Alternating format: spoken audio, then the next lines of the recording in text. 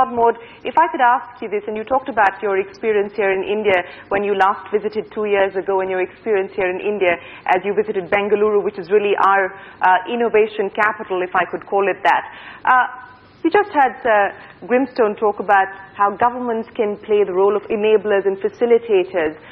What is it that you would like to see happen on both sides at a government level?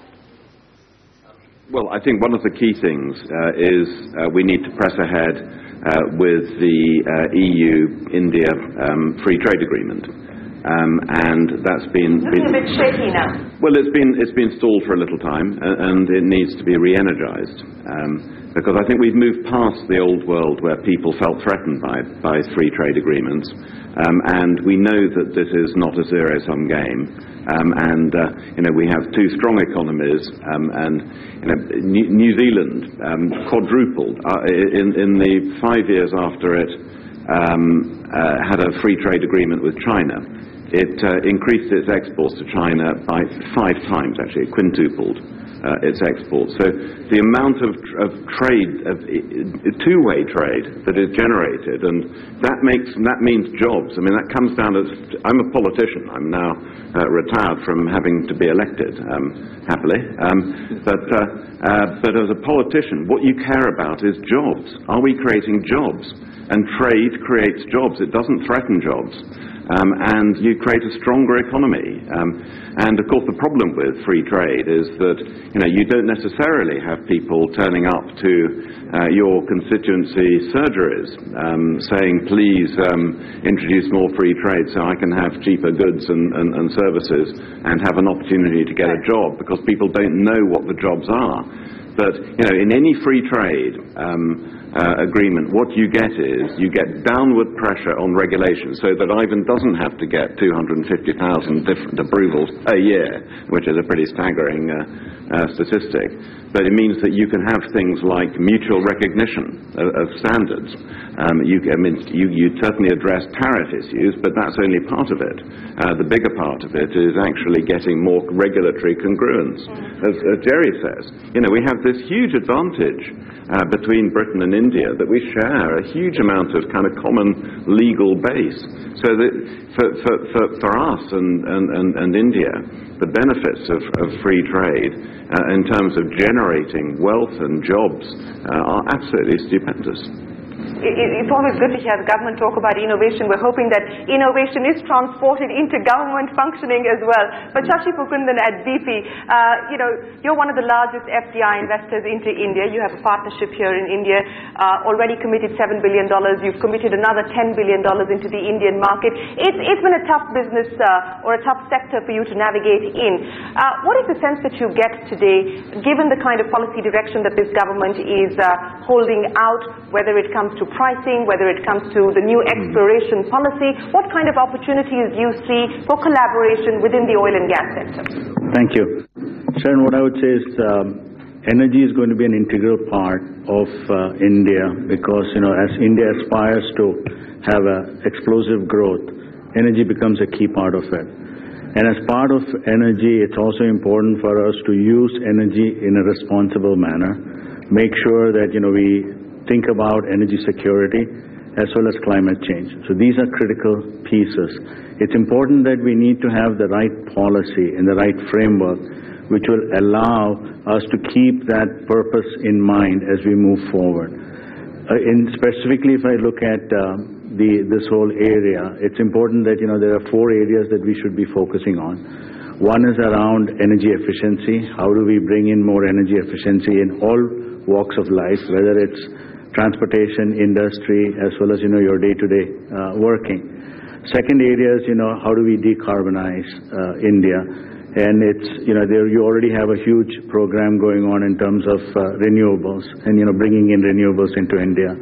Along with that, we could also look at possibly coal being switched to gas for power, especially in the non-subsidized areas. Not all consumers are subsidized, so you could use that. There is also another thing, as we look at smart cities and new cities coming up, why not switch over to gas as a as a source. You have to be able to switch over too. But even if you think about importing, it's cheaper to import gas rather than importing oil, because you have to bring oil, then you got to convert that into diesel, naphtha, LPG, and then use it. So if you look at it, gas will always be cheaper. So and it's also cleaner, much cleaner, right? So if I switch 1% of coal to gas, it's equivalent of adding 11% of renewables. So it's that kind of ability. Then where do you focus? I would say the 3 P's to focus. One is people, where you need to build in capability, capacity, and bring in more knowledge. This is where you have partnerships to build knowledge. Second one is policy. Policy is where you need to have it clear. Let people get on with what they need to do. Government should allow much more open dialogue in terms of getting things going. And the last one is projects. Making sure you bring in these kind of relationships, the UK-India relationships, to build more projects in India. You talked a little bit on the 2 P's that you talked about and policy, because this has been a sector that has been mired with policy uncertainty, tax incentives being done away with, pricing flip-flops. As far as policy direction is concerned, do you believe that there is more clarity now that the government is talking about moving to a revenue share arrangement, and we finally have a formula in place as far as gas pricing, for instance, is concerned? So what I would say is that it's a step in the right direction. I mean, we clearly are seeing the government looking into the overall picture and saying it's important to also get domestic oil and gas production increased. They're looking at various ways of doing that. They're trying to understand the more holistic picture and saying, okay, what do we need to do in terms of policy initiatives in doing that? You're seeing now there's some clarity coming around the marginal fields policy that came up, which also talks about marketing freedom, talks about pricing freedom. You're free to produce and sell it in the market, and the only hook you have is a revenue share with the government. Clearly, it's a positive direction that the government is setting. I'm hoping that this is the direction that they want to go in terms of the long term, and that this becomes the model then to open up the market, get more people to come in and participate and do in India. Do you see big ticket FDI coming into the sector? Right now, with the oil prices pretty low, it's difficult. You'll need to be able to compete against global. I mean, if you just take the top 4 oil companies, all of them together have cut $200 billion of capital for the next 5 years, which basically means your threshold for competing has just gone up. So it's important that we bring in these kind of policies that you're doing with the marginal field also into the big ticket game, because ultimately scale and scope is what's going to matter, right? Not just doing small things, but if India is going to be the 3rd largest economy in the world, then you need to do it in scale.